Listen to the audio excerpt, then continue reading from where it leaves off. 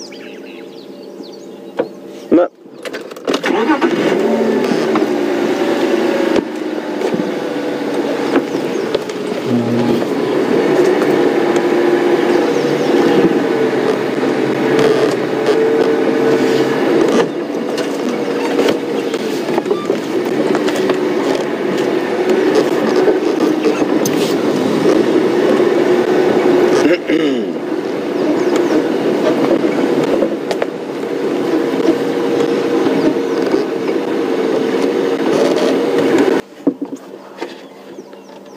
Here comes the young male, so hopefully we'll be able to see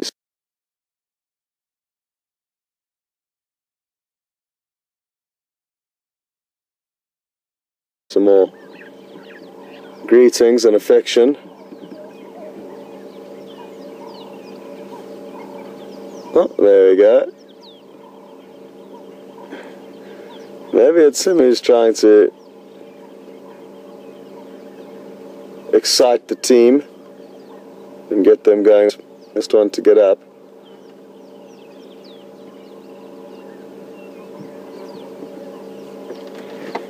A useful member to have in their pride, this young male, because in the coming months, before he does get kicked out by the territorial males, he will contribute largely to hunting, especially the bigger game, or bigger prey like buffalo. I'm not sure what this pride of lion do take down predominantly, as we've hardly seen them. So you will typically find that prides do sometimes begin to almost specialize in certain prey, depending on how many mouths they have to feed, how much strength they have within the pride, and also, of course, depending on what potential prey items are available to them. So sadly, we don't know too much about them because we haven't seen much of them, but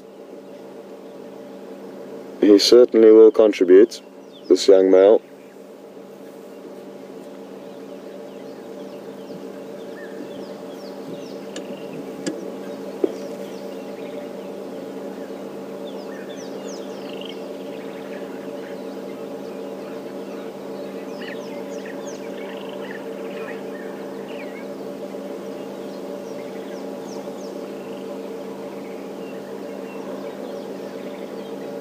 At least now they are in a much better spot that if anything does walk past, they do have a little bit of cover, whereas where they were earlier, they would have been spotted from a mile off. And it is quite often that lion and leopard will get opportunities to make kills from prey stumbling upon them, as opposed to the lion actually being on the move and creeping up to the prey. Sometimes it works the other way around and the prey simply stumble upon the lion.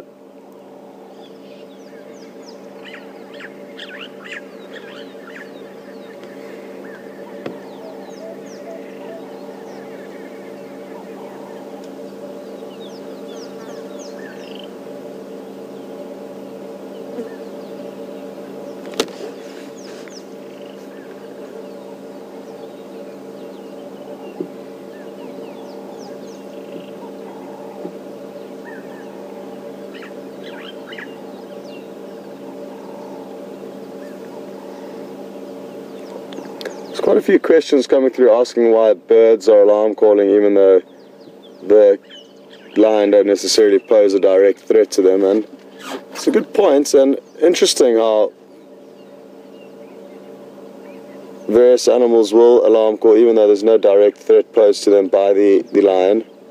And the same happens with leopard, and I guess it's kind of just a community watch, you could almost say, that all the prey items stick up for one another and keep an eye out. There haven't been birds alarm calling at these lion though. When I mentioned that I thought the lilac-breasted roller was calling, it was just its call, it's not an alarm call. So there actually haven't been any birds alarm calling at these lion this morning.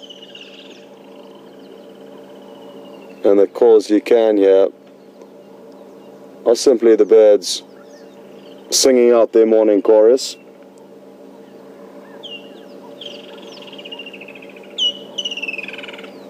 That's a woodlands kingfisher. Chick, brrr.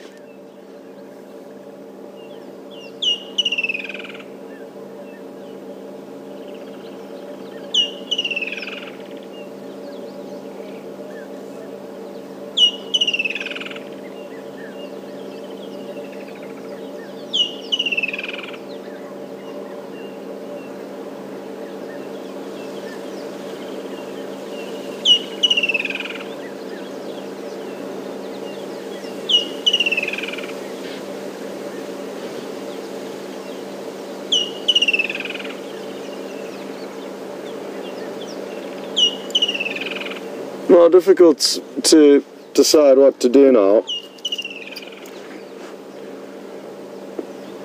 because there could be other things going on out there, and we could fairly safely assume that these lion will still be here this afternoon, but it's not guaranteed, and it will be this afternoon if they are here that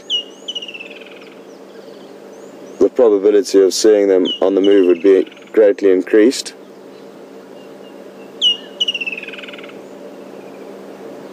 But then again, if we leave them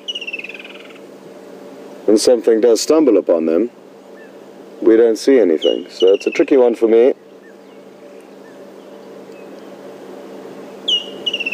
But we'll give it a few more moments because they are still milling about.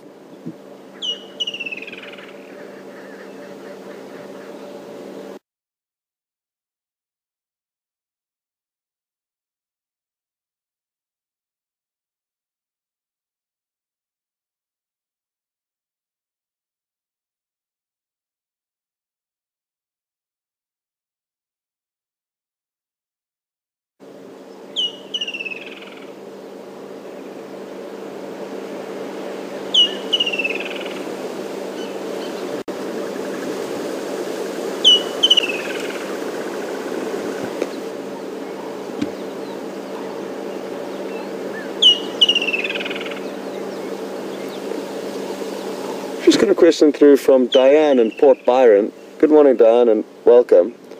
Diane's noticed that the two smaller cubs have got large swollen elbows, and she's asked whether this is a sign of bovine tuberculosis, and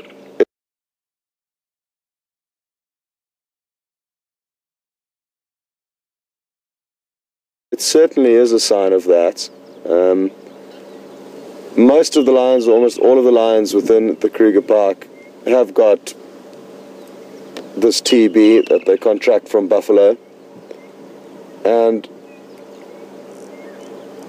when animals are slightly weaker, they show more signs of this TB, and these cubs obviously having to compete with larger animals to get food, and therefore possibly aren't getting as much, or certainly won't be getting as much food as the adults within the pride, and therefore may be showing these signs of TB more prominently than the adults who are going to be getting more food at the kills and therefore going to be in better condition.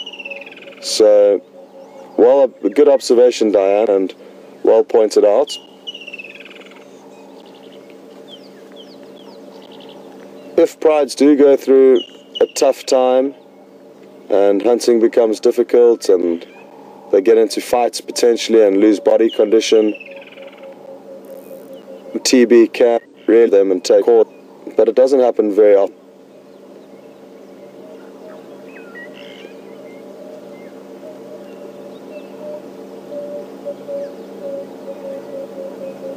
And it's something that I've very seldom seen. I've only seen photos of a specific pride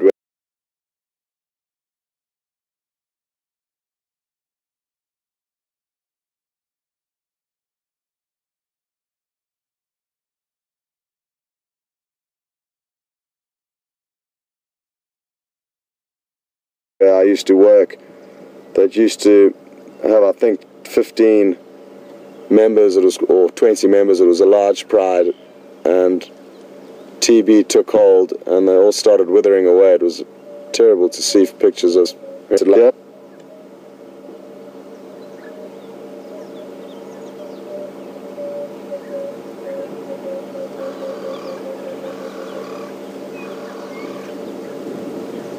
emerald spotted wood dove's calling.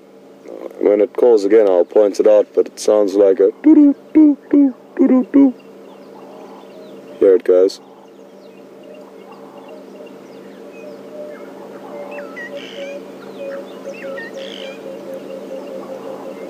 A really pretty call made by a very pretty bird, the little emerald spotted wood dove.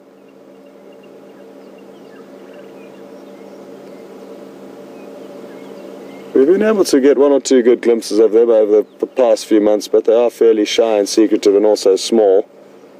So unless we're close, it's difficult to really examine and understand their full beauty.